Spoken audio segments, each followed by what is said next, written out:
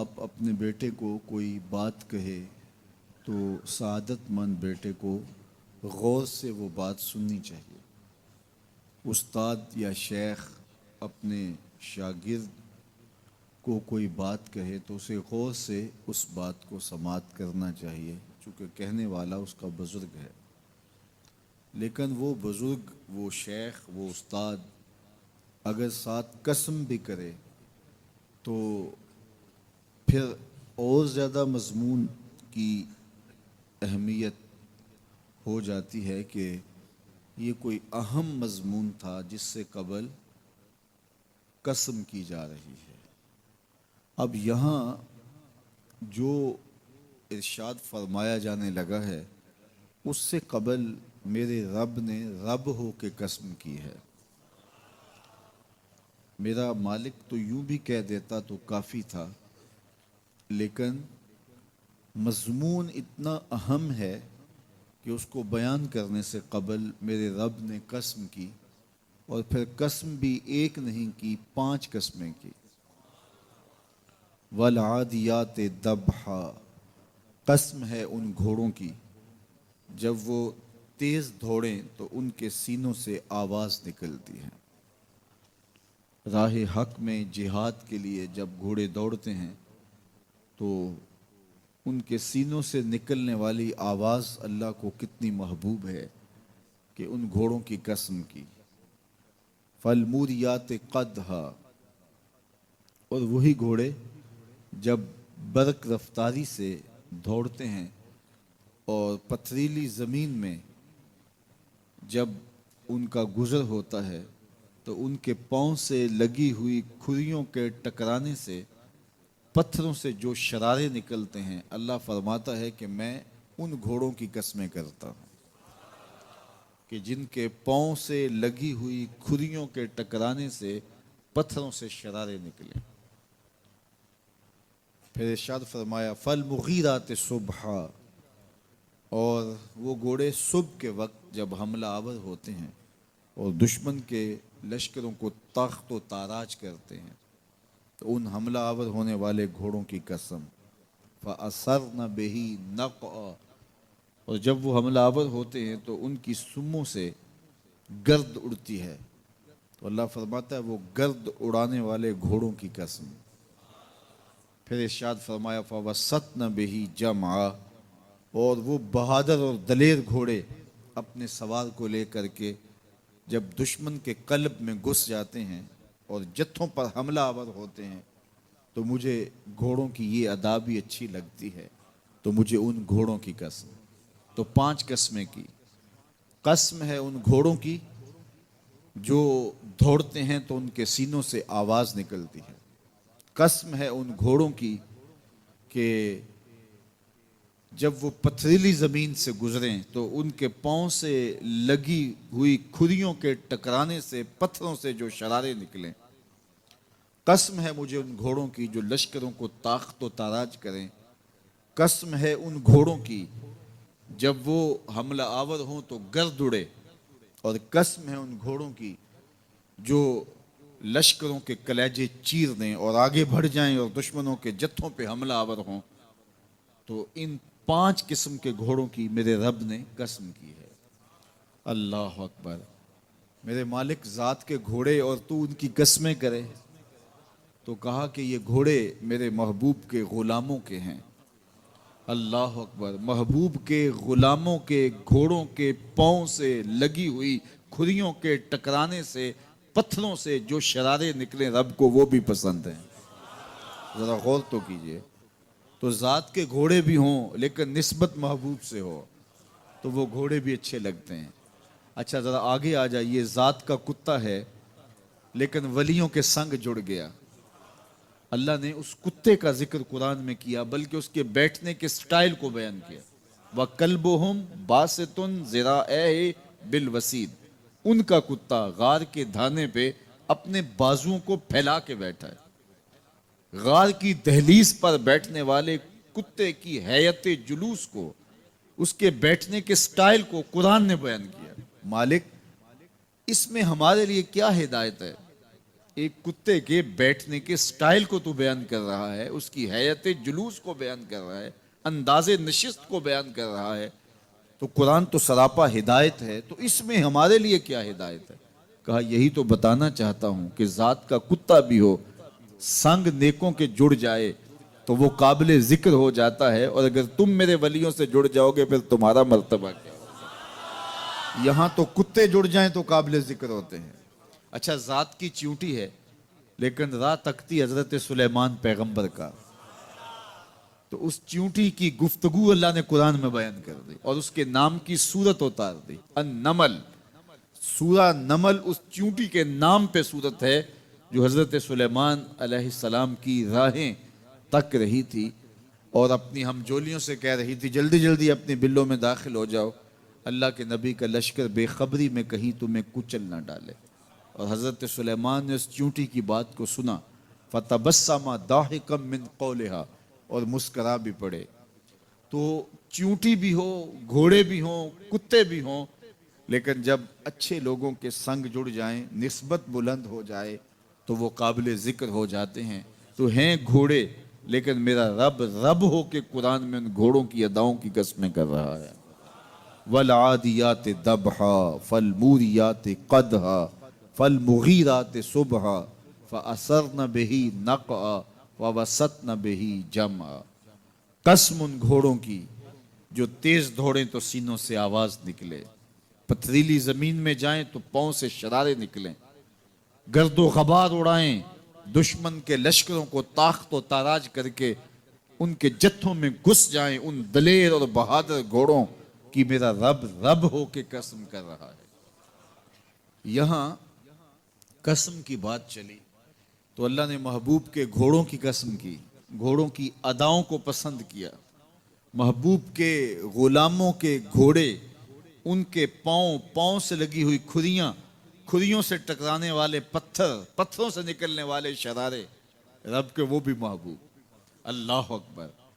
تو پھر قسم کی بات چلی تو کبھی گھوڑوں کی قسمیں کی، کبھی محبوب کی راہ گزر کی قسم کی۔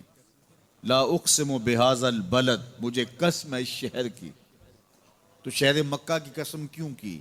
وہاں کعبۃ اللہ ہے، مقام ابراہیم ہے، چاہے زمزم ہے، صفا و مروہ ہے، مزدلفہ ہے، منا ہے، عرفات ہے، قدم قدم انوار کی برستی برکھا ہے، مطاف ہے، حتیم ہے، مستجاب ہے، مستجار ہے، ملتزم ہے، باب کعبہ ہے، سقف بیت اللہ ہے، قدم قدم پہ انوار برس رہے ہیں۔ شاید میرے رب نے قسم اس لیے کی ہو، شاید قسم اس لیے کی ہو، لیکن میرا رب کہتا ہے لا اقسم بہذا البلد، مجھے قسم ہے شہر کی، یعنی شہر مکہ کی۔ کیوں؟ یہاں کعبۃ اللہ ہے، یہاں مقام ابراہیم ہے، یہاں مزدلفہ ہے، منا ہے، عرفات ہے۔ کیوں قسم؟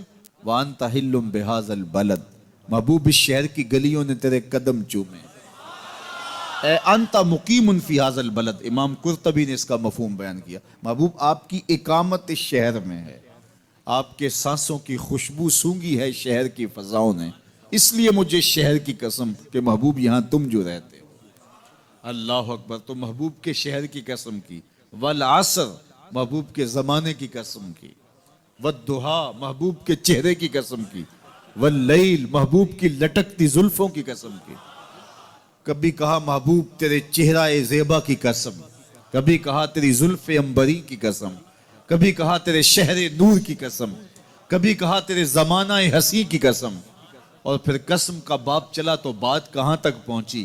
محبوب نہ صرف تیرے شہر کی قسم، نہ صرف تیری گلیوں کی قسم، نہ صرف تیرے چہرہ زیبا کی قسم، نہ تیری زلف نور کی قسم، نہ تیرے عہد زرعی کی قسم، محبوب تیری قسم تو ہے ہی تیرے غلاموں کے گھوڑوں کے پاؤں سے لگی ہوئی کھریوں کے ٹکرانے سے جو شرارے اڑتے ہیں، میں خدا ہو کے ان شراروں کو بھی پسند کرتا ہوں اور ان گھوڑوں کی بھی قسمیں کرتا ہوں۔ یہ قرآن ہے نا، والعادیات ضبحا، قسم ہے محبوب تیرے غلاموں کے گھوڑوں کی۔ اللہ اکبر۔ قسم ہے ان کے سینوں سے نکلتی آواز کی، قسم ہے ان کے پاؤں سے نکلتے ہوئے شراروں کی، قسم ہے ان کی خوبصورت اداؤں کی، ان اداؤں والوں گھوڑوں کی قسم۔ اللہ اکبر۔ یہ قسمیں کرنے کے بعد جواب قسم کیا ہے؟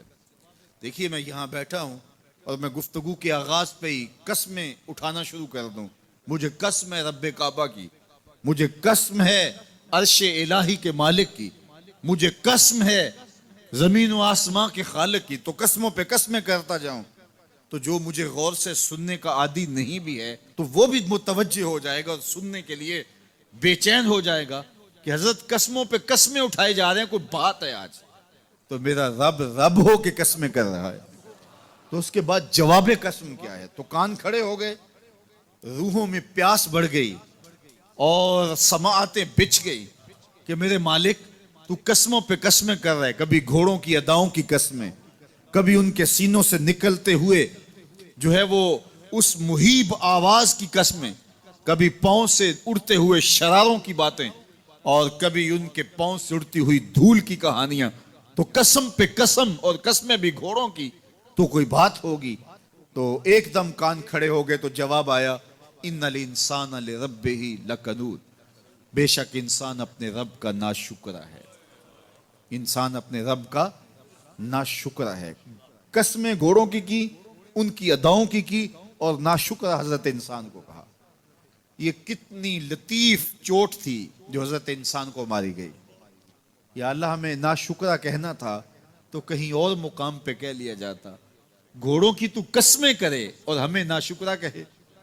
گھوڑوں کی قسمیں ہو رہی ہوں اور انسان کو ناشکرا کہا جائے. انسان کو ناشکرا کہنا تھا تو کسی اور موقع پہ کہہ لیا جاتا. کہا یہی تو سمجھانا چاہتا ہوں کہ چم میٹھا نہیں ہوتا, کم میٹھا ہوتا ہے. تو ذات کے گھوڑے بھی ہوں لیکن کام کریں تو مجھے وہ بھی اچھے لگتے ہیں. اور تم انسان بنے ہو, نقوش بڑے اچھے ہیں, قدے رانا رکھتے ہو, جھیل جیسی آنکھیں ہیں, اور تم چلتے ہو تو قیامت چلتی ہے, لیکن مجھے تم اچھے نہیں لگتے اگر تم ناشکرے ہو. یہ ہیں ذات کے گھوڑے لیکن میرے محمد عربی کے غلاموں کے غلام ہیں, مجھے اچھے لگتے. تو وہ چم نہیں دیکھتا, وہ کم دیکھتا ہے. تو ذات کے گھوڑے بھی ہوں لیکن نسبت ہو میرے حضور سے, نسبت میرے رسول سے ہو تو رب کو وہ اچھے لگتے ہیں. تو کہا والعادیات ضبحا فالموریات قدحا فالمغیرات صبحا فاثرن به نقعا فوسطن به جمعا ان الانسان لربہ لکنود. بے شک انسان اپنے رب کا ناشکرا ہے. اللہ اکبر. پھر فرمایا وَإِنَّهُ عَلَىٰ ذَلِكَ لَشَهِيدٌ. اس پر کسی دلیل کی ضرورت نہیں ہے کہ یہ ناشکرا ہے, یہ خود اس کا گواہ ہے. ذرا اپنے اندر اتر کے دیکھے کہ یہ کھڑا کہاں ہے, یہ کس قدر نعمتیں پانے کے باوجود شکوے کی زبان کھولے رکھتا ہے. یہ ناشکرا ہر وقت اس کی نعمتوں کی ناشکری کرتا رہتا ہے. جتنی نعمتیں اس کو عطا کی, اس کو تو ہم نے جو چمکتی روشن آنکھیں دی ہیں, اس کو بولتی زبان بخشی ہے, خوبصورت چہرہ دیا ہے, قدے رانا بخشا ہے, اس کو دماغ دیا ہے, دماغی قوتیں عطا کی ہیں, اور اس کو سننے والے کان دیے, اس کی زبان پہ ذائقے رکھ دیے, نظام انہضام, نظام تنفس, کیا کیا نہیں سے عطا کیا. لیکن ہر وقت یہ ناشکری کے کلمات ہی بولتا رہتا ہے. میرے پاس یہ بھی نہیں, یہ میرے پاس یہ بھی نہیں, میرے پاس یہ بھی نہیں. دیکھیں اس کے پاس کیا کیا اس کے مالک نے عطا کیا ہے.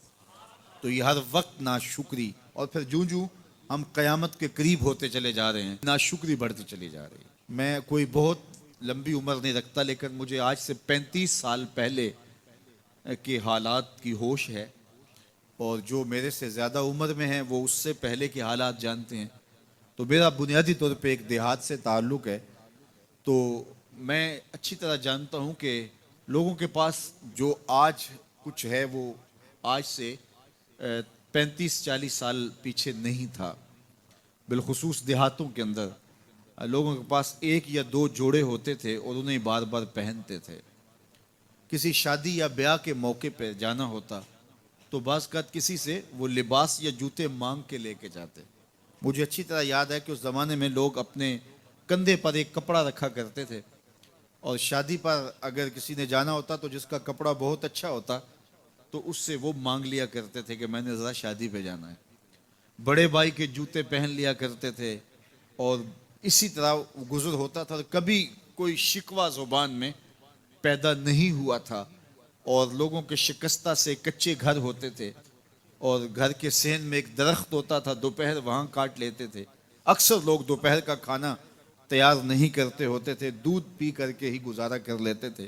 صبح کو ناشتہ اور شام کو کھانا ہوتا تھا, لیکن اس کے باوجود اللہ کا شکر کیا کرتے تھے.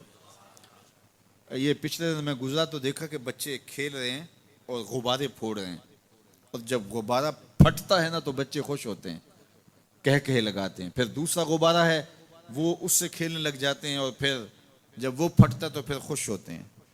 تو میں ذرا رک گیا اور اس منظر کو دیکھنے لگا, اور پھر میں نے کہا کہ غبارہ پھٹتا ہے تو یہ بچے خوش ہوتے ہیں, لیکن جب ہمارا زمانہ ہوتا تھا, جب ہم بچے تھے تو غبارہ پھٹتا تھا, ہم رونے لگ جاتے تھے, کیونکہ کھیل ہی ختم ہو جاتا تھا. ایک ہی غبارہ ہوتا تھا 5-6 بچوں کے پاس, اور غبارہ پھٹ گیا تو کھیل ختم, تو سارے رونے لگ جاتے تھے. اور اب یہ غبارے پہ غبارہ پھوڑ رہے ہیں اور خوش ہو رہے ہیں, تو کہاں سے کہاں ہم آ پہنچے. لیکن اس زمانے میں اگر کسی سے پوچھا جاتا, لوگ پیدل سفر کرتے اور لباس بھی پورے نہ ہوتے, تو جب کسی سے پوچھا جاتا کیا حال ہے تو وہ لمبا ہاتھ کر کہتا ہے اللہ کا شکر ہے. اس کی باڈی لینگویج بتاتی تھی کہ وہ اس کا رواں رواں اللہ کا شکر ادا کر رہا ہے. تو اس کا لہجہ بتاتا تھا, اس کا انداز بتاتا تھا کہ وہ اللہ کا شکر کس گہرائی قلب سے کر رہا ہے. تو وہ کہتے ہیں اللہ کا شکر ہے. اور آج جب کہ اتنی نعمتیں لوگوں کو میسر ہیں, اتنا کچھ نصیب ہے, عالی نصب گھروں میں رہتے ہیں, لمبی لمبی گاڑیاں ہیں, سہولتیں ہیں, آسودگیاں ہیں, آسائشیں ہیں, مالی آسودگی ہے, رہائشی آسودگی ہے, کھانے پینے کے وافر سامان ہیں, ٹیبل پہ اتنے کھانے لگے ہوئے ہوتے ہیں کہ باری نہیں آتی کھانے کی, اور اس قدر لباس ہے کہ موسم گزر جاتا ہے اور بعض لباس بدلنے کی باری نہیں آتی. لیکن اس کے باوجود کسی سے پوچھے جناب کیا حال ہے, آسودہ حال شخص سے بھی پوچھیں, تو وہ بھی بڑے آہستگی سے کہتا ہے بس چل ہی رہا ہے. تو وہ زمانہ تھا کہ جب لوگوں کے پاس کچھ تھا نہیں تو لمبا ہاتھ کر کے کہتے, تشکر کا لہجہ کتنا دل آویز تھا, اللہ کا شکر ہے. اور آج کہتے بس گزر ہو ہی رہی ہے, بس چل ہی رہا ہے. تو ناشکری بڑھتی چلی جا رہی, اتنا کچھ ہونے کے باوجود جو ہے وہ ان کا بھی چل ہی رہا ہے. تو کہا ان الانسان لربہ لکنود, بے شک انسان اپنے رب کا ناشکر ہے. اتنی نعمتیں کھانے کے باوجود, اتنی دولتیں سمیٹنے کے باوجود, اتنی عزتیں پانے کے باوجود, اتنی آسائشیں حاصل کر چکنے کے باوجود, دولت کے اتنے انبار رکھنے کے باوجود, اس کی زبان بولتے ہوئے کتنے بخل سے کام لیتی ہے کہ بس گزر اوقات ہو ہی رہی ہے. اور میاں تیرے رب نے تجھے اتنا کچھ دیا, یہ دولتیں, یہ دولتوں کے انبار, یہ آسودگیاں, یہ بہاریں, یہ سب کچھ نہ ہوتا, تجھے زندگی بخش دی تھی, اس کا ہی شکر تیرے اوپر واجب تھا. اللہ اکبر. اللہ نے حضرت انسان کو یہ جو کچھ دیا ہے, کتنی چیزیں ہیں ہمیں پتہ بھی نہیں کہ وہ نعمت ہے, لیکن اللہ نے ہمیں عطا کی ہے. دنیا کا ایک امیر ترین شخص تھا اناسس, تو اس کے یہ آنکھوں کے جو پپوٹے تھے یہ کام کرنا چھوڑ گئے. ہمیں کبھی اس کا احساس بھی نہیں ہوا کہ یہ کوئی نعمت ہے. آٹومیٹک سسٹم میرے رب نے لگایا ہے, ادھر تنکا اڑا, ادھر آنکھ بند ہو گئی. لیکن اس کو مسئلہ کیا ہوا کہ یہ پٹھے اس کے ختم ہو گئے, اور وہ اپنی مرضی سے آنکھیں نہیں بند کر سکتا تھا. ڈاکٹر سلوشن ٹیپ لگا کے آنکھیں کھول دیتا, اور جب اس نے سونا ہوتا تو وہ بند کر دیتا. دنیا کے امیر ترین لوگوں میں سے ایک نام تھا. تو کسی نے اس سے پوچھا کہ تیری زندگی کی سب سے بڑی خواہش, اس نے کاش اپنی آنکھیں اپنی مرضی سے کھول سکوں. کہا اس کے لیے تجھے کوئی قیمت لگانی پڑے تو کتنے پیسے لگا سکتا ہے؟ کہا ساری دولت لگ جائے, کاش میں اپنی آنکھیں اپنی مرضی سے کھول سکوں. مجھے یہ بتائیے کہ حضرت انسان کو کیا کچھ نہیں اللہ نے دیا. یہ لعاب ہے نا, لعاب ہم روز تھوکتے ہیں, یہ مقدار سے کچھ کم ہو جائے تو بولنے میں دقت, نظام انہضام خراب. یہ جو لعاب ہمارے منہ میں آتا ہے, جو ہم تھوک دیتے ہیں, یہ قدرتی گریس ہے جو بولنے میں مدد دیتی ہے, نظام انہضام کو ٹھیک رکھتی ہے. اور اگر یہ لعاب کم ہو جائے مقدار سے تو نظم خراب ہو جائے. اللہ اکبر. تو ہم نے کبھی سوچا کہ یہ بھی نعمتیں ہیں؟ باقی روشن آنکھیں, چمکتا چہرہ, اور زور آور ہاتھ, چوڑی چھاتی, دھڑکتا دل, اور کہتے ہیں اس دماغ کا اگر کمپیوٹر تیار کیا جائے تو نیو یارک شہر سے بڑا ایک بکریاں چرانے والے شخص کے دماغ کا کمپیوٹر بنے. یہ حضرت انسان کو اللہ نے اتنا کچھ دیا ہے، اور پھر اس کو نعمتیں دی، عزتیں دی، جائیدادیں، زمینیں، لمبی لمبی گاڑیاں، عالی نسب پلازے، کتنا کچھ دیا، پھر خوبصورت اولادیں دی، کیا تسکین قلب کے لیے رکھا اس نے. تو اس کے باوجود بھی یہ کہہ رہا ہے بس چل رہا ہے، گزر اوقات ہو رہی ہے. ان الانسان لربہ لکنود، انسان اپنے رب کا کتنا ناشکرا ہے، اس نے کیا کچھ اسے عطا کیا، کیا کچھ عطا کیا، لیکن یہ شکر کا کلمہ بھی نہیں بولتا، بخل سے کام لیتا ہے. تو کہا یہ ناشکرا ہے، اور اس پر کوئی خارج سے دلیل لانے کی ضرورت بھی نہیں ہے. وَإِنَّهُ عَلَىٰ ذَلِكَ لَشَهِيدٌ، اور یہ خود اس پہ گواہ ہے. ذرا اپنے اندر اتر کے دیکھے تو یہ کتنا بخل کرتا ہے شکر ادا کرنے میں، اسے خود سمجھ آ جائے گی. وَإِنَّهُ لِحُبِّ الْخَيْرِ لَشَدِيدٌ، اور اس کی ایک خصلت یہ ہے کہ یہ دولت کی محبت میں بڑا سخت ہے. دولت کی محبت یہ بہت زیادہ اپنے سینے میں پال چکا ہے، اور یہ دولت اس کی محبوبہ بن گئی ہے.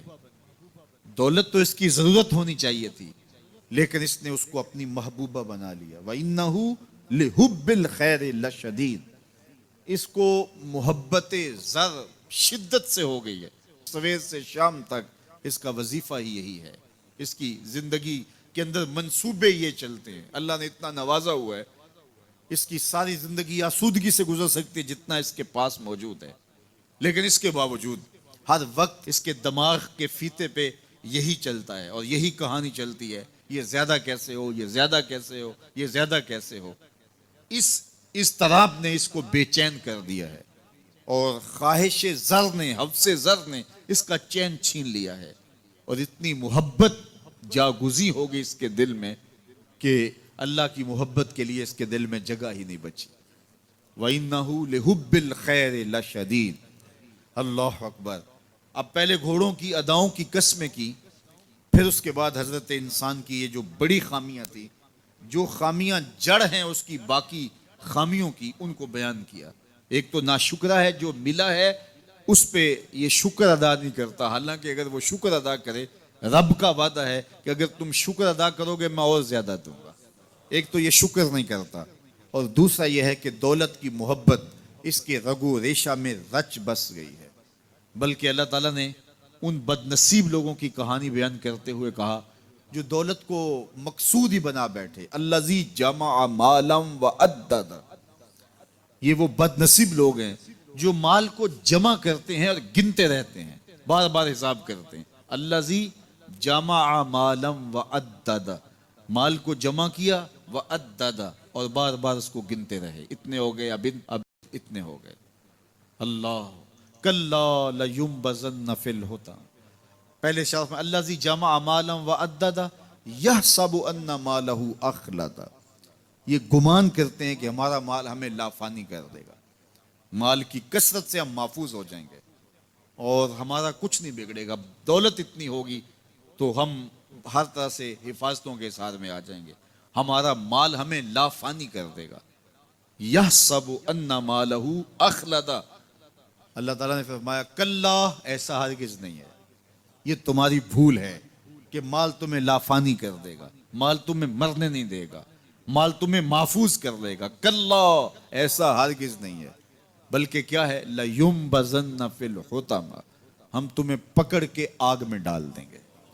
لَيُنبَذَنَّ کے لفظ پہ اگر غور کیا جائے تو عربی میں جب ان کا جوتا پرانا ہو جاتا تو پرانا جوتا جب پہننے کے بھی قابل نہ رہتا تو اس کو اتار کے ایسے حقارت سے پہنتے، اور اس کے لیے لفظ استعمال کرتے نبذت النال، میں نے جوتا پھینک دیا.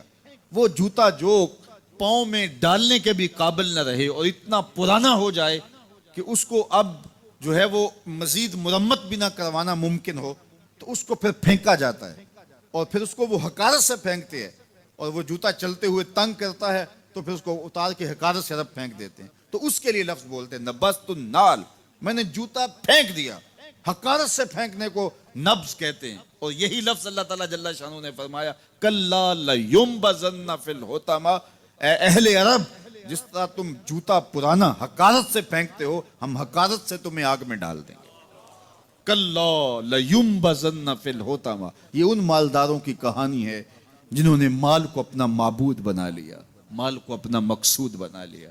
مال مال مال، ہر قدر پامال کر دی، ہر قدر کی قربانی دے دی مال کے بدلے، اور مال ہی ان کا مقصود بن گیا. اور یہ سمجھے کہ یہ مال جو ہے وہ ان کو لافانی کر دے گا، ان کو مرنے نہیں دے گا، ان کے لیے حفاظتی حصار بن جائے گا. کلا لینبذن فی الحطمہ وما ادراک ما الحطمہ. اللہ فرماتا ہے جانتے ہو جس حطمہ میں، جس آگ میں تمہیں ڈالا جائے گا، وہ آگ کیا ہے؟ مل حطمہ، کیا تمہیں پتا ہے وہ حطمہ کیا ہے؟ پھر خود فرمایا نار اللہ الموقدۃ التی تطلع علی الافئدہ، یہ اللہ کی جلائی ہوئی آگ ہے جو دل کھا جائے گی، جو کلیجے چاٹ جائے گی. تو حب زر، یہ حب دولت اور حب دنیا، یہ تمام برائیوں کی جڑ ہے. تو اس لیے اپنے اندر سے محبت زر کو نکالنے کی کوشش کیجئے اگر کہیں آپ کو داخل ہوتی محسوس ہو رہی ہے. اور حب دولت کو نکالنے کے لیے زکوٰۃ، صدقات، اسلام نے ہمیں یہ نظم دیا. اقبال نے کہا تھا حب دولت تلف می سازت زکوٰۃ، زکوٰۃ حب دولت کو زائل کرتی ہے. جب اللہ کی راہ میں لٹاؤ گے تو اس سے کم بھی نہیں ہوگا.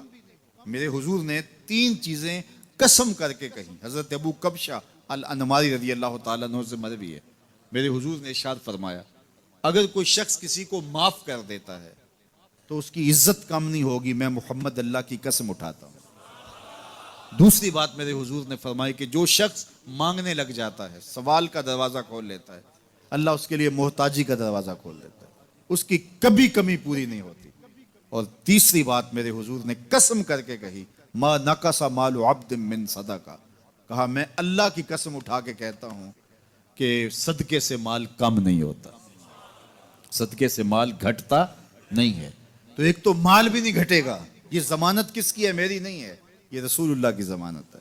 ایک تو مال بھی کم نہیں ہوگا، اور دوسرا یہ ہے کہ حب دولت ختم ہوگی. حب دولت تلف می سازت زکوٰۃ. یہ ماہ سیام آ رہا ہے تو زکوٰۃ سے حب دولت کو کم کیجئے، بلکہ صدقات دیجئے، نفلی صدقات کیجئے، غرباء کی مدد کیجئے، مساکین کی مدد کیجئے، اپنے غریب محتاج رشتہ داروں پہ غور کیجئے، ان کی مدد کیجئے. اپنی ہمسائیگی میں دیکھیے، پردے سے مدد کیجئے، ان کی عزت نفس بھی مجروح نہ ہو. یہ جو نمائش لگا کے 10 اخباروں میں چھپوا کے لوگوں کی مدد کرتے ہیں، اس سے گریز کیجئے. کبھی سوچیں کہ اگر آج کسی کی بیٹی لائن میں کھڑی ہے تو کل اگر یہ مرحلہ میری بیٹی کے لیے آ جائے تو پھر میرا مزاج کیا ہوگا. تو عزت نفس کا خیال رکھیے، لوگوں کی غربت کا تماشا نہ اڑائیے، اور لوگوں کی جو ہے وہ محتاجی کو اپنی تسکین کا ذریعہ نہ بنائیے. یہ تو اللہ نے تمہیں دیا اور انہیں نہیں دیا، اور وہ آزمائش کی گھڑی میں کھڑے ہیں، تم ان کے ساتھ کھڑے ہو جاؤ. تو لوگوں کی مدد کیجئے، دکھیوں کے کام آئیے، مساجد کی جو ہے وہ تعمیر کیجئے، مدارس دینیا کے ساتھ وابستہ رہیے، اور لوگوں کی فلاح کے لیے، بہتری کے لیے کام کیجئے. اللہ نے آپ کو دیا ہے، یہ مال یہاں رہ جانا ہے. میرے حضور نے فرمایا ابن آدم کہتا ہے میرا مال میرا مال، اس کا مال وہ ہے جو اس نے کھایا یا پہنا اور پرانا کر دیا یا آگے بھیج دیا، باقی اس کا نہیں ہے، وہ وارثوں کا ہے. مرتے ہی ورثہ بن جائے گا، مرتے ہی ترکہ بن جائے گا. کفن بھی میلا نہیں ہونے دیں گے کہ بعض اولادیں تو بانٹ لیتی ہیں. اللہ اکبر. وہ گھر جو ان کے لیے بنایا تھا، ایک رات بھی تجھے اس گھر میں رکھنے کے لیے تیار نہیں ہوں گے. آج تیرا نام چھن گیا. آج کوئی یہ نہیں کہتا کہ پیچھے سے مانگے اور حاضر اس چودھری صاحب کے، حاضر اس میت کے. آج تو ڈیڈ باڈی بن گیا، آج تو میت بن گیا. آج خان صاحب، ملک صاحب، چودھری صاحب، پیر صاحب، مفتی صاحب، تیرے سارے ٹائٹل چھین لیے گئے. آج پیچھے اس امام کے اور دعا واسطے حاضر اس میت کے. آج تو میت بن گیا. آج تیرا لباس بھی پھاڑ کے اتارا ہے. آج تیرے انگوٹھے باندھ دیے گئے ہیں، ناک میں روئی ٹھونس دی گئی ہے. آج تو غسال کے رحم و کرم پہ ہیں، وہ تجھے ادھر الٹ دے یا ادھر پلٹ دے. اب تیرے پاس کوئی اختیار ہی باقی نہیں رہا. میاں صاحب بولے جاندی واری ڈرونا بنےو تے ہاتھ نہ لاندے ڈرتے. آج اولاد بھی دور ہے، پوتے اور پوتیاں بھی ڈرتی ہیں. جاندی واری ڈرونا بنےو تے ہاتھ نہ لاندے ڈر دے. जिन्ना लई तू पाप कमाए आज कित्थे नहीं तेरे कर दे। आज सारे चले गए, तो आज अपने हाथ से अपनी ज़िंदगी को संवारने के अमल की तरफ बढ़ें और राह खुदा में खर्च करें, दुखियों, मजबूरों और लाचारों के काम आएँ। अल्लाह आपकी मदद करेगा और हुब्बे दुनिया कम होगी। अल्लाह ताला जल्ला शानहू ने सूरह आदियात में पहली 5 आयत में कसमें की, फिर 3 आयत में जो है वो हज़रत इंसान की वो कमियां, कोताहियां, जिनकी बुनियाद पर बाकी गुनाह सरजद होते हैं, उनको बयान किया। और उसके बाद फिर इलाज भी कुरान ने बताया और किस कदर उसको चोट लगाई। अफला यालमु इज़ा बुसिरा मा फिल कुबूर व हुस्सिला मा फिस सुदूर इन्ना रब्बहुम बिहिम यौमइज़िन लखबीर। अफला यालमु इज़ा बुसिरा मा फिल कुबूर। ए अकड़ के चलने वाले, ए नाशुक्र इंसान, ए दौलत के पुजारी, वो वक्त याद कर जब तू कब्र से उठाया जाएगा। उस वक्त कफन भी छीन लिया जाएगा। अब सब कुछ छीन लिया गया, दौलत, बैंक बैलेंस, तेरी जायदादें, प्लाजे, गाड़ियां, घर, कोठियां, बंगले, सब कुछ यहीं रह गया। सिर्फ एक चादर कफन की लेके जा रहा है। लेकिन जब कब्र से उठाया जाएगा, ये कफन की चादर भी रह जाएगी, बरहना उठाया जाएगा। अल्लाह अकबर। न पाँव में जूते, न सर पे पगड़ी, न बदन पे कपड़ा, बुरहना उठाया जाएगा। सैयदा आयशा रज़ी अल्लाह ताला अन्हा ने सुना तो कांपने लगी। अर्ज़ की हुजूर, कब्र से बरहना उठाए जाएंगे तो एक दूसरे से हया नहीं आएगी? फरमाया आयशा, मामला इससे भी आगे है। किसी को होश होगी तो हया आएगी, होश उड़े हुए होंगे, खौफे कयामत तारी होगा। कब्रों से यूं लोग उठाए जाएंगे। अफला यअलमु इज़ा बुसिरा मा फिल कुबूर। अब बोसिरा का जो मफहूम है, जो तर्जुमा और मानी है, वो तो रहे। बोसिरा का जो सोती आहंग है, जब बोलते हुए एक झटका लगता है, तो कब्रों से उठते हुए लोगों की कैफियत मालूम करने के लिए बोसिरा का सोती आहंग ही काफी है। अफला यअलमु इज़ा बुसिरा मा फिल कुबूर व हुस्सिला मा फिस सुदूर। हुस्सिला के ऊपर जो तशदीद है, ये माने को कितनी खूबसूरती के साथ एक मुजस्सम पैकर में सामने ला रही है। अल्लाह फरमाता फिर वो वक्त आएगा जो सीने में होगा वो तश्तज़बाम हो जाएगा। आज आप मुझे नेक समझते हैं, मैं आपको अच्छा समझता हूँ, लेकिन मेरे सीने के अंदर क्या चल रहा है ये आपको नहीं पता। ये मैं तकरीर चहक चहक के कर रहा हूँ, इसके पीछे क्या है? मैं आपके दिल अपनी जानब मोड़ना चाहता हूँ, आपकी जेबें खाली करना चाहता हूँ, या मैं आपके सामने पाक और सुथरा और बड़ा जो है वो नेकोकार बनना चाहता हूँ, या मेरा मकसद रिज़ाए इलाही है? ये मुझे पता है, आपको नहीं पता। आप कहाँ हैं, कहाँ खड़े हैं, मैं आपको अच्छा समझता हूँ, लेकिन आपको पता है कि हम कहाँ खड़े हैं। लेकिन क़यामत के दिन ये सारी चीज़ें सामने आ जाएंगी। वह हुस्सिला मा फिस सुदूर।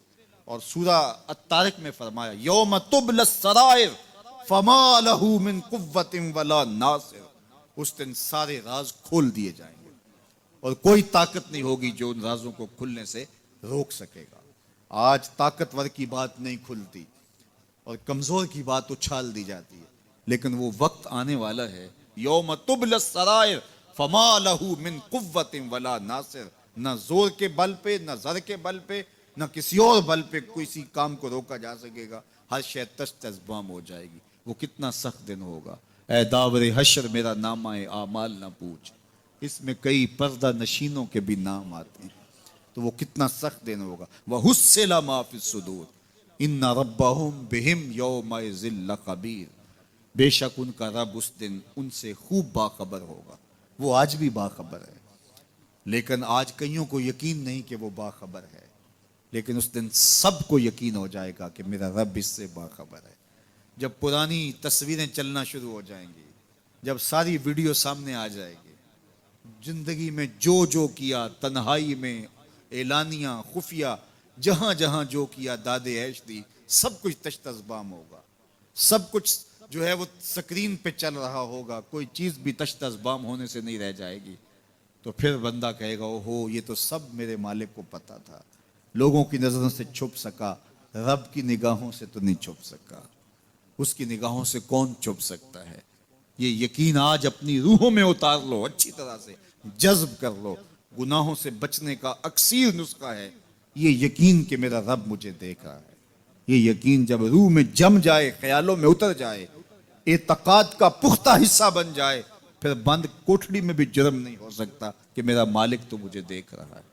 آپ دیکھتے نہیں کہ جب ساتوں دروازے بند کر کے بت کے اوپر موٹا کپڑا ڈال کے زلیخا بولی ہے تلک یوسف اب تو آ جاؤ نا، اب تو کوئی نہیں دیکھ رہا، قال معاذ اللہ، تو جناب یوسف نے کہا میں اللہ کی پناہ میں آتا ہوں۔ اللہ اکبر، تو دروازے بند کر کے لوگوں کی نظروں سے چھپ گئی ہے اور بے نور آنکھیں رکھنے والے اس پتھر کے بت سے بھی حیا کرتی ہے اور اس پہ بھی پردہ ڈال لیا ہے۔ جب تو اس جھوٹے خدا سے حیا کرتی ہے، میں سچے خدا سے حیا کیوں نہ کروں جو ساتویں کوٹھڑی میں بھی دیکھتا ہے۔ اتنی روشنیاں برسی کہ گناہ کا تصور بھی محال ہو جاتا ہے۔ تو یہ یقین کہ میرا اللہ مجھے دیکھ رہا ہے، یہ انسان کی زندگی میں نظم پیدا کرتا ہے۔ آنے والا موسم ماہ سیام رمضان المبارک، یہ ہماری زندگی کے اندر یہ نور داخل کرتا ہے کہ میرا اللہ دیکھ رہا ہے۔ کڑکتی دھوپ، برستی گرمی، زباں کانٹا، ہونٹ خشک، گلا خشک، دروازہ مکفل، ٹھنڈا پانی دستیاب، لیکن ایک گھونٹ بھی حلق سے نیچے نہیں اتارتے کہ میرا اللہ دیکھ رہا ہے۔ وضو کرتے بھی احتیاط کرتے ہیں کہ میرا اللہ مجھے دیکھ رہا ہے۔ کرتے ہیں کہ نہیں کرتے؟ یہ نور ملتا ہے کہ نہیں ملتا؟ اس کو پھر جذب کر لینا چاہیے تاکہ یہ زندگی میں چھا جائے، کیونکہ جو رمضان میں دیکھتا ہے وہ غیر رمضان میں بھی دیکھتا ہے۔ اور پھر پانی نہیں پیتے کہ اللہ دیکھ رہا ہے، کھانا نہیں کھاتے اللہ دیکھ رہا ہے، لیکن جب آنکھ بھٹکتی ہے تو اس وقت اللہ نہیں دیکھتا، جب خیال بہکتا ہے تو اس وقت اللہ نہیں دیکھتا، رشوت میز کے اوپر سے لے رہے ہوں یا نیچے سے لے رہے ہوں تب نہیں اللہ دیکھ رہا ہوتا، اللہ صرف کھانے اور پینے کو دیکھ رہا ہوتا ہے۔ یہ جو ایک نور آیا ہے اس کو جذب کر لیں، پوری زندگی میں پھیلا لیں۔ تو اسی لیے رمضان تقوی بانٹتا ہے، روزہ تقوی بانٹتا ہے، زندگی میں نور اور روشنیاں بھر دیتا ہے۔ ہیں منکر نکیر ان کے نام ہیں، اور وہ اس کو بٹھا دیتے ہیں اور بٹھا کر کے اس سے 3 سوال پوچھتے ہیں۔ پہلا سوال یہ ہوتا ہے من ربو کا، تیرا رب کون ہے؟ اب کوئی مانے یا نہ مانے، رب تو سب کا اللہ ہی ہے۔ اگر کوئی انکار بھی کرے تو اس کے باوجود اس کا رب کون ہے؟ اس کا رب اللہ ہے۔ تو دنیا کے اوپر کوئی اقرار کرے یا انکار کرے، لیکن نفس الامر میں، حقیقت میں اس کا رب اللہ ہی ہے۔ یہ تو حقیقت ہے، یہ تو طے شدہ ہے۔ لیکن جو عقیدہ دنیا پہ رہا ہوگا وہی عقیدہ اس کے لہجے میں آئے گا۔ اگر اس نے عملاً، رویتاً، قولاً، فعلاً اپنے اللہ کو اپنا رب مانا، رب کہتے ہیں کسی چیز کی تربیت اس کی استعداد ذاتیہ کے مطابق کرنے والا رب کہلاتا ہے۔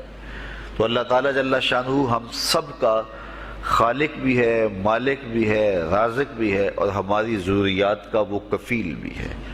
وہ ہمارا رب ہے، اور صرف ہمارا رب ہی نہیں ہے، رب العالمین ہے، پورے جہانوں کا رب ہے، پوری کائنات کا رب ہے۔ خالق بھی سب کا وہی ہے اور رب بھی سب کا وہی ہے۔ جو اسے مانتا ہے اسے بھی رزق دیتا ہے، جو نہیں مانتا تو اس کے لیے بھی رزق کے دروازے بند نہیں کرتا۔ حضرت ابراہیم علیہ السلام کی عادت یہ تھی کہ جب تک کوئی مہمان نہیں آ جاتا تھا اتنی دیر تک کھانا نہیں کھاتے تھے۔ بھوک لگتی تو کوئی مہمان ڈھونڈتے تاکہ اس کے ساتھ بیٹھ کے کھانا کھاؤ۔ کھانا جتنا بھی مرغن اور جتنا بھی جو ہے وہ پرتکلف کیوں نہ ہو، اگر مہمان کے ساتھ کھایا جائے گا تو اس کا قیامت کے دن کوئی حساب نہیں ہوگا۔ تو مہمان کے ساتھ وہ کھانا کھایا کرتے تھے۔ مہمان اللہ کی رحمت ہوتا ہے۔ اچھا، وہ ایک دن مہمان ڈھونڈنے نکلے تو ایک بوڑھا شخص ملا تو اسے اپنے ساتھ گھر میں لے آئے، بٹھایا دسترخوان پہ۔ جب کھانے کا وقت آیا تو کہا کہ اللہ کے نام سے شروع کرو۔ اس نے کہا میں تو اللہ کا نام نہیں لوں گا، میں تو بتوں کا پجاری ہوں، بتوں کو پوجنے والا ہوں۔ حضرت ابراہیم علیہ السلام نے کہا کہ تیرے ساتھ میرا تعلق کوئی کاروباری، کوئی ذاتی، کوئی اور تو ہے نہیں، میں رب کے لیے ہی تو تجھے کھلا رہا ہوں، اور اگر تو رب کا نام ہی نہیں لے گا تو پھر میرا تیرا رشتہ کیا باقی بچتا ہے۔ اس نے کہا میں چند لقموں کے لیے اپنے بتوں سے بے وفائی نہیں کر سکتا۔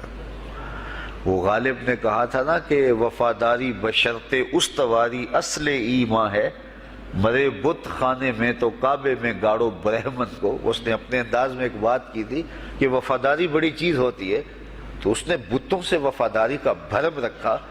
اس نے کہا کہ میں چند لقموں کے لیے جو ہے وہ تیرے رب کا نام لوں اور اپنے معبودان کا نام چھوڑ دوں، یہ نہیں ہو سکتا۔ آج تو لوگ چائے کی پیالی پہ دین بیچ رہے ہیں، کیا آج ممبر و محراب فروخت نہیں ہو رہے؟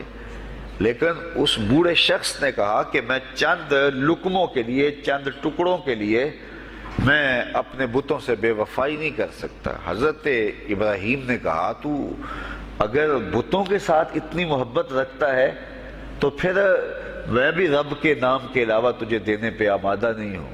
وہ دسترخوان سے اٹھ کے چلا گیا۔ وہ چلا گیا تو جبریل امین حاضر خدمت ہوئے، رب کا سلام دیا، اے ابراہیم۔ رب سلام دیتا ہے اور فرماتا ہے تو نے آج میرا ایک بندہ ناراض کر دیا۔ یا اللہ، وہ تیرا بندہ تھا، اس کو تو تیرا نام لینا بھی گوارا نہیں تھا۔ کہا ابراہیم اس کی عمر کتنی ہوگی؟ یا اللہ 80 سال کے قریب ہوگی۔ کہا اتنا عرصہ ہو گیا میں اس کو رزق دے رہا ہوں، تو ایک دن نہیں کھلا سکا۔ اب ابراہیم علیہ السلام اس کو ڈھونڈنے نکلے ہیں۔ وہ کسی پہاڑ پہ چڑھ رہا تھا، دور سے آواز دیو میاں آ جاؤ، کھانا ٹھنڈا ہو رہا ہے۔ اس نے کہا تم تو بڑے سخت تھے، لہجے میں رویے میں تبدیلی کیسے آ گئی؟ کہا کہ اسی رب کا پیغام آیا ہے کہ مجھے اتنا عرصہ ہوا اسے کھلاتے ہوئے، وہ مجھے نہیں بھی مانتا تھا، پھر بھی میں اس کی ضروریات کو پورا کرتا رہا ہوں، اور تم ایک دن نہیں دے سکے، تو آؤ کھانا ٹھنڈا ہو رہا ہے۔ کہا تے رب کا نام نہیں لوں گا، کہا نہ لینا۔ کہا اتنی تبدیلی؟ کہا اسی رب کا سندیش آیا ہے، اسی رب کا پیغام آیا ہے۔ کہا پھر کھانا بعد میں کھاؤں گا، پہلے اپنے رب کا مجھے غلام بنا لے۔ تو کوئی مانے اس کو بھی دیتا ہے، کوئی نہ مانے اس کو بھی دیتا ہے، بلکہ دنیا کے اوپر کافروں کو زیادہ دیتا ہے۔ ایک روایت میں آتا ہے کہ اگر اہل ایمان کی دلجوئی کا لحاظ نہ ہو تو کافروں کے گھروں کی سیڑھیاں سونے اور چاندی کی ہوں، لیکن یہ کہیں گے ہمیں تو مار ہی دیا ہے۔ اور اقبال نے کہا تھا نا کہ کافر کو دیے حور و قصور اور مومن کے لیے فقط وعدہ حور۔ تو اس لیے ان کی دلجوئی ہے، ورنہ کافروں کو اتنا دور، چونکہ ان کا حصہ آخرت میں نہیں ہے، ان کا حصہ صرف دنیا ہے۔ دنیا پہ عیش کریں، دنیا پہ عیش و عشرت کی زندگی گزارے، دنیا ہی دنیا، آخرت میں ان کا کوئی حصہ نہیں۔ اور مومن کا آخرت میں حصہ ہے، اور دنیا کے اوپر جو تکلیفیں آتی ہیں ان تکلیفوں کا بدلہ اس کو قیامت کے دن دیا جائے گا۔ بلکہ صحیح حدیث میں آتا ہے کہ جب اہل بلا کو ان پر آنے والی مصیبتوں کا صلہ دیا جائے گا تو لوگ آرزو کریں گے کاش ہمارے بدن کو لوہے کی کینچیوں سے کاٹ دیا ہوتا، اور دنیا کے اوپر ہمیں بھی تکلیفیں، اذیتیں، آلام و مصائب آئے ہوتے۔ تو مومن جب اللہ کی طرف سے آنے والی کسی تکلیف کو خندہ پیشانی کے ساتھ قبول کرتا ہے اور اس پہ راضی رہتا ہے اور صبر کا دامن ہاتھ سے نہیں چھوڑتا، واویلا نہیں بچاتا، جزا فضا نہیں کرتا، تو اللہ تعالیٰ نے اس کے لیے اجر رکھا ہے۔ بلکہ رسول کریم نے ارشاد فرمایا مومن کے پاؤں میں جو کانٹا چبھے تو اللہ اس کا بھی مومن کو قیامت کے دن اجر عطا فرمائے گا۔ تو مومن کی زندگی جو ہے وہ بڑی خوبصورت زندگی ہے۔ تو دنیا کے اوپر جو اسے مانتا ہے اللہ اسے بھی عطا کرتا ہے، جو اس کا انکار کرتا ہے اللہ اسے بھی عطا کرتا ہے، اس لیے کہ اس کی شان ہے کہ وہ رب ہے اور وہ سب کا لحاظ کرتا ہے اور سب کی ضروریات کو پورا کرتا ہے۔ پھر ہر شخص کی ضروریات الگ الگ ہیں، میری ضرورت الگ ہے، آپ کی کوئی اور ضرورت ہوگی، اور سب کی ضرورت کا اس نے لحاظ رکھا ہوا ہے۔ پھر بہائم کی، چوپایوں کی، حشرات الارض کی، پرندوں کی مختلف ضروریات ہیں۔ اڑنے والوں پرندوں کی ضروریات الگ ہے، پانی کے جانوروں کی ضروریات الگ ہیں، اس طرح حشرات الارض کی ضروریات الگ ہیں اور درندوں کی ضروریات الگ ہیں۔ یہاں تو ہم ایک آدھ کلو گوشت ہو تو گھر کے سارے افراد اس سے گزارا کر لیتے ہیں، لیکن شیر کو اور چیتے کو جو ہے وہ منوں کے حساب سے روزانہ چاہیے، رب ان کو روزانہ فراہم کرتا ہے۔ یہ پنساری کے پاس جائیں، اگر آپ کو ڈاکٹر یا حکیم لکھ دے کہ یہ آپ کو خالص سچے موتی چاہیے، اس کی کوئی چیز آپ کو بنا کے دیں گے تو آپ ہزاروں لاکھوں روپے خرچ کرتے ہیں، پھر بھی بعض کا اعتماد نہیں ہوتا کہ یہ بالکل 1 نمبر ہیں یا 2 نمبر، تو رتی ماشی اور تولوں کے اندر آپ ان کو خریدتے ہیں، اور وہ بھی آپ کو گمان ہوتا ہے کہ پتہ نہیں خالص ہیں یا ناخالص، لیکن دنیا کے اوپر لاکھوں کروڑوں پرندے پائے جاتے ہیں، جانور پائے جاتے ہیں، ہنس، اور وہ کھاتا ہی سچے موتی ہے۔ صبح کو بھی، شام کو بھی، دوپہر کو بھی اللہ سب کو پیٹ بھر کے کھانے کے لیے عطا فرماتا ہے۔ تو جس کی جو ضرورت ہے وہ رب ہے، اس ضرورت کو پورا کرتا ہے۔ تو ہم اگر اللہ تعالیٰ کو رب مان لیں حقیقی معنوں کے اندر، تو ہماری زندگی کی پریشانیاں، ہماری زندگی کے دکھ مٹ جاتے ہیں۔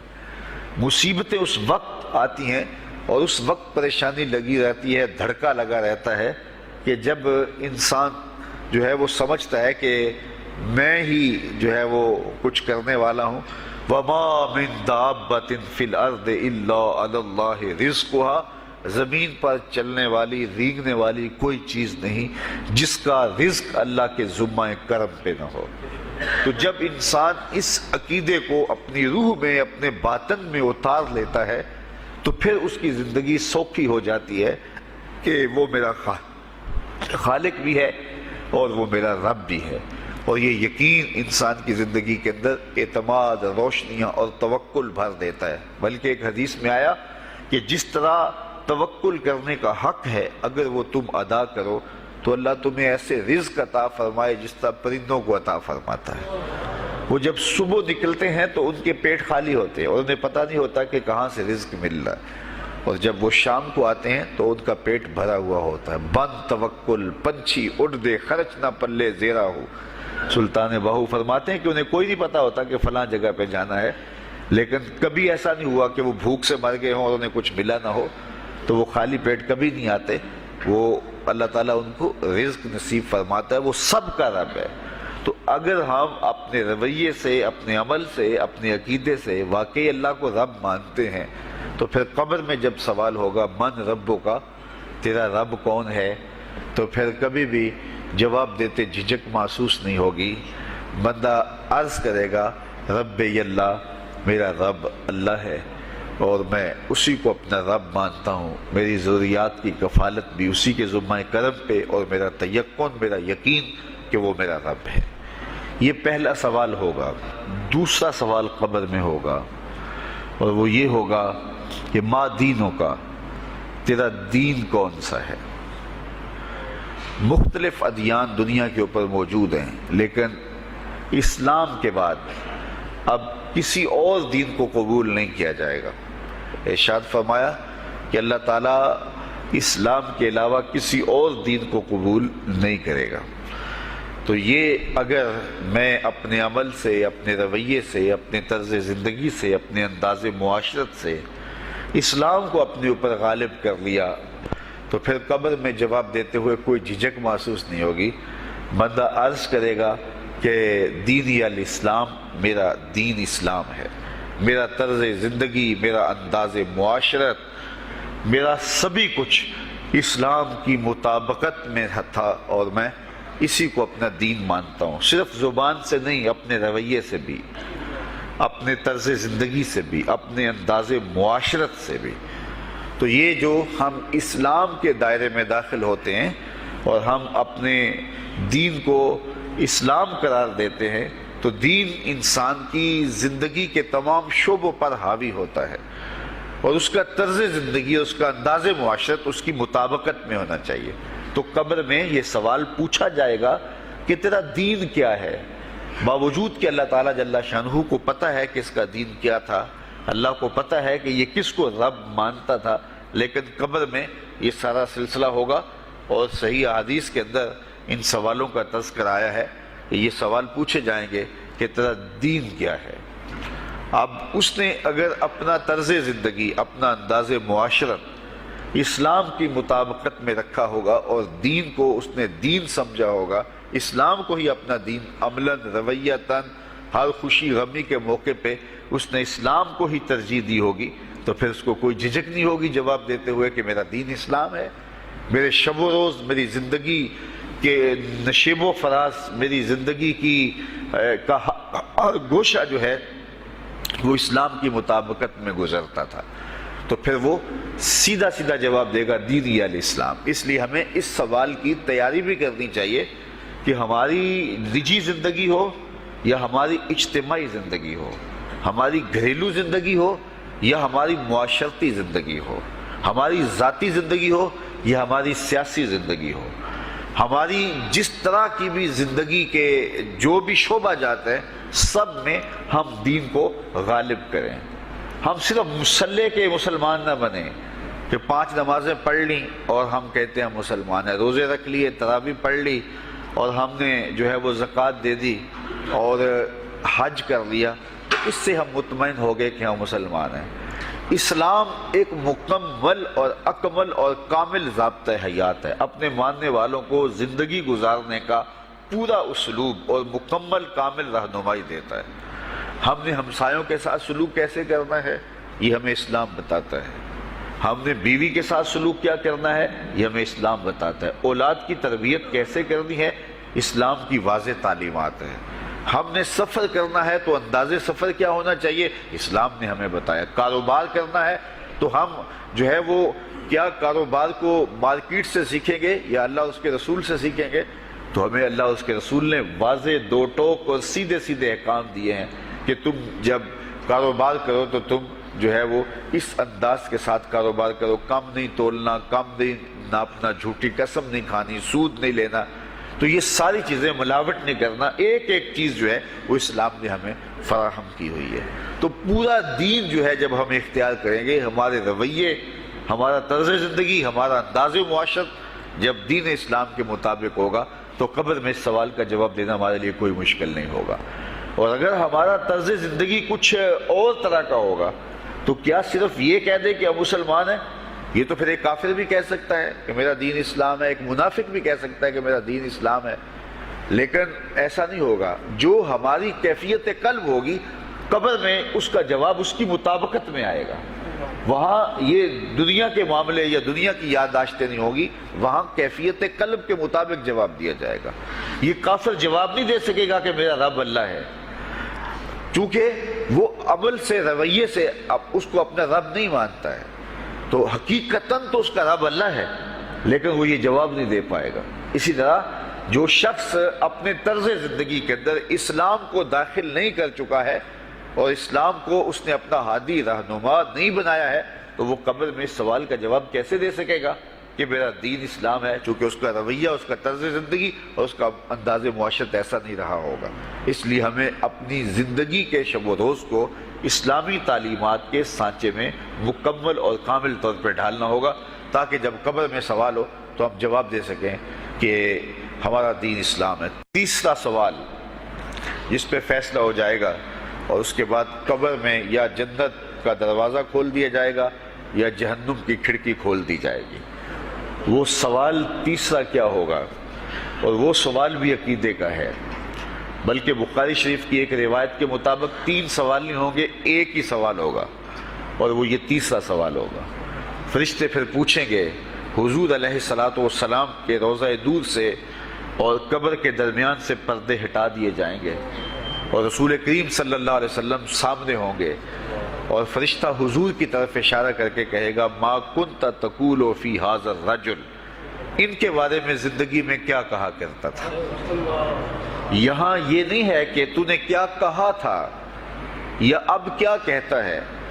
جب مضارع کے اوپر کانا یا جو ہے وہ کانا کے مشتقات داخل ہوں تو پھر وہ ماضی استمراری کا جو ہے وہ معنی دیتا ہے.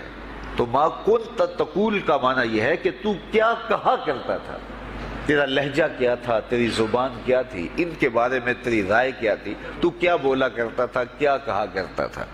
تو یہ حضور علیہ الصلوۃ والسلام سامنے ہوں گے اور یہ